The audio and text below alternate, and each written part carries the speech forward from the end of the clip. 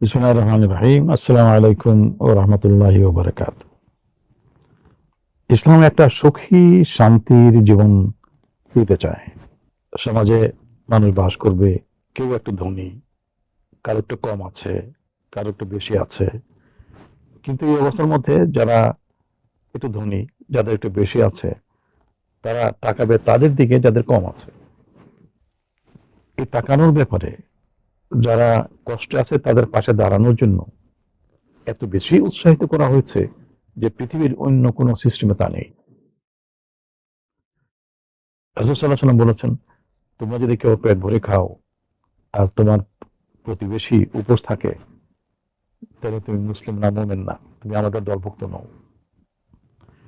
রাসূল সাল্লাল্লাহু আলাইহি ওয়াসাল্লাম বলেছেন, তুমি যদি একটু ভালো খাবার রান্না করো, গোশত রান্না করো, আর তোমার পাশে এমন লোক আছে যারা গোশত রান্না করতে পারে না সারা বছরও, তাদের জন্য একটু গোশত দিও। যদি গোশত বেশি না থাকে তাহলে একটু ঝোল বাড়িয়ে দিও, তাদের একটু ঝোল দিও। রাসূল সাল্লাল্লাহু আলাইহি ওয়াসাল্লাম বলেন, এই যে প্রতিবেশী এবং যাদের কম আছে, যারা দরিদ্র আছে, কষ্টে আছে, তাদের ব্যাপারে নির্দেশ এত বেশি কঠিন দেওয়া হলো, যেমন মনে হলো যারা প্রতিবেশী তাদেরকে আমার সম্পদের উত্তরাধিকার বানিয়ে দেওয়া হবে। কঠিন ব্যাপার। আল্লাহ তাআলা বলছেন, ওয়াফি আমওয়ালিহিম হাক্কুল লিসাইলি ওয়াল মাহরুম। তাদের ধনে ওই সমস্ত লোকের হক রয়েছে, রাইট রয়েছে, যাদের কম আছে, দরিদ্র এবং যারা নাকি সাহায্য প্রার্থী, হক রয়েছে, রাইট।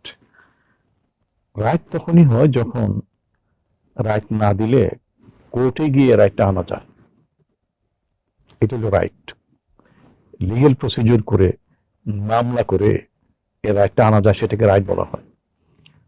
তখন ইসলামের কথা হলো যাদের একটু বেশি আছে তারা তাদেরকে দেখবে যাদের কম আছে, এবং এটা তাদের দয়া না, এটা করুণা না, এটা যাদের কম আছে তাদের অধিকার, সে অধিকার দিতে হবে।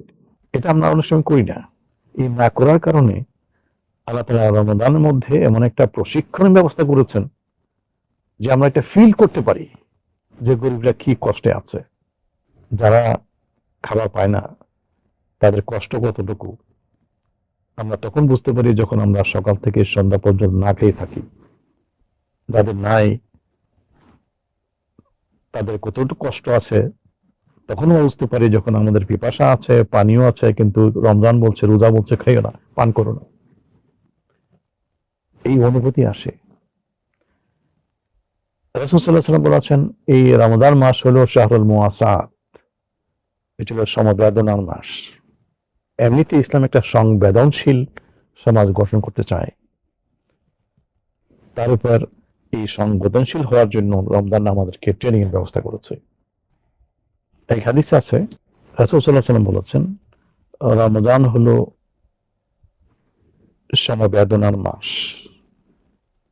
তোমরা অন্যদেরকে সমবেদনা প্রদর্শন করো, যাদের কম আছে তাদেরকে দাও।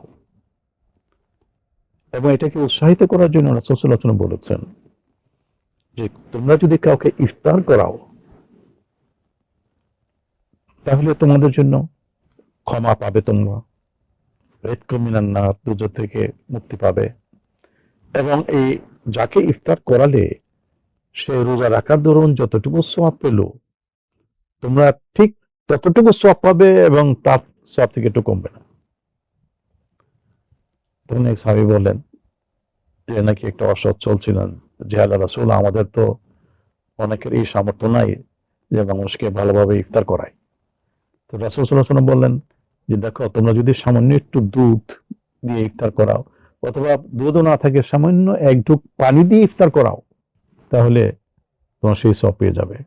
আমার মনে আছে, আমি গ্রামে, আমাদের গ্রাম নরসিংদীর পীরপুর গ্রাম, তো একদিন ইফতারের সময় হলো, কিছু শ্রমিক কিছু জিনিস বহন করে নিয়ে আসছে। আমার চাচা ছিলেন আলেম, মাওলানা ফজলুর রহমান সাহেব। তো উনি দেখলাম তো ওনার হাতে কিছু একটা, উনি তাদেরকে দৌড়াচ্ছেন, তাদের দিকে দৌড়ে যাচ্ছেন। আমি দৌড়ে গেলাম যে কি ব্যাপার। তো দেখলাম যে উনি কতগুলো খাবার, খেজুর তাদেরকে নিয়ে দিচ্ছেন, তোমরা ইফতার করো। সমবেদনা। আমাদের বাড়ি রায়পুরাতে, আমাদের রায়পুরাতে এরকম হয়, যখন এই রায়পুরা বাজার থেকে চলে আসে সন্ধ্যার দিকে মানুষ, তখন রাস্তার আচ্ছা কিছু কিছু লোক তারা মুড়ি নিয়ে পানি নিয়ে বসে থাকে। সমবেদনা। গরিবরা যদি এটা করতে পারে, যাদের নাকি কোটি কোটি টাকা আছে, হাজার হাজার কোটি টাকা আছে, এটা আমরা করতে পারি না? এটা যদি না করি তাহলে আমরা আল্লাহর কাছে কি জবাব দেব? রাসূল সাল্লাল্লাহু আলাইহি ওয়াসাল্লাম শুধু মুখে কথাগুলি বলেন নাই। সহিহ বুখারী এক হাদিস আছে যে রাসূল সাল্লাল্লাহু আলাইহি ওয়াসাল্লাম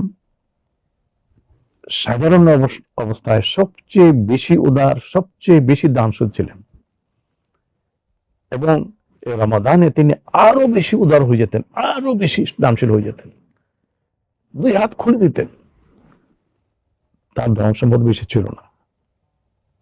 কোনো কোনো সময় এরকম হতো যে হযরত আয়েশাকে জিজ্ঞেস করলে যে আজকে ইফতারে কিছু আছে, উনি বললেন হ্যাঁ একটা খেজুর আছে।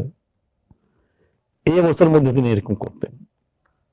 আল্লাহ তাআলা আমাদেরকে তো তার চেয়ে বেশি দিয়েছেন। চলুন আমরা তাদের দিকে তাকাই যাদের ভাগ্য এত ভালো না, যাদের তত নেই, কষ্ট করে সারাদিন খেতে পায় না। এমন অনেক সময় হয় যে তারা সেহরির সময় কিছু খেতে পারেনি, না খেয়ে রোজা আছে। আমার মনে আছে যে আমাদের গ্রামে, পীরপুর গ্রাম, শেষ রাত্রে কিছু লোক এসে বলতো যে মাগো আমরা একটু ফ্যান দেন, এই ফ্যানটা খেয়ে আমি রোজা রাখতে চাই। তখন আমার আম্মা ওই ছিলেন, তাদেরকে ঘরে নিয়ে এসে ভাত খাওয়াতেন। তো এটা আমাদের উচিত হবে যে আমরা দেখি সমাজে কারা কষ্টে আছে, সবসময় দেখা উচিত। বিশেষ করে রমাদানের এই এক মাস ধরে বেশি বেশি করা দরকার। রাসূল সাল্লাল্লাহু আলাইহি ওয়াসাল্লাম বলেছেন, তোমরা যদি রমজান মাসে ছোট্ট একটা সুন্নত বা নফল আদায় করো, তাহলে অন্য সময় যেন একটা ফরজ আদায় করলে, আর যদি একটা ফরজ আদায় করো তাহলে জন্য অন্য সময়ের ৭০টা ফরজ আদায় করলে। এখান থেকে বোঝা গেল যে রমাদানে একটা কাজ করলে অন্য সময়ের ৭০ গুণ বেশি সওয়াব হয়। তো অন্য সময় একটা ছোট্ট কাজ করলে তার ১০ গুণ সওয়াব, ১০ গুণ সওয়াবের ১০ জন্য যদি ৭০ গুণ হয় তাহলে ৭০০ গুণ। তো আমরা যদি একটা টাকা দেই মানুষকে, তাহলে অন্য সময়ে তো ১০ টাকা সওয়াব হতো, এখন হবে ৭০০ টাকা। এটি হলো মিনিমাম। তো হাদিসে তো আছে যে তার চেয়ে অনেক বেশি আল্লাহ দেন, মানুষের নিষ্ঠার উপর নির্ভর করে। চলুন এটা করি আমরা। একদিক দিয়ে তো আমরা নিজের বদান্যতা দেখাতেলাম, সমবেদনা দেখালাম, যেটা নাকি ইসলাম চায়। আর দিক দিয়ে মানুষের কষ্ট লাঘব হলো যারা রোজা রাখতে পারে না।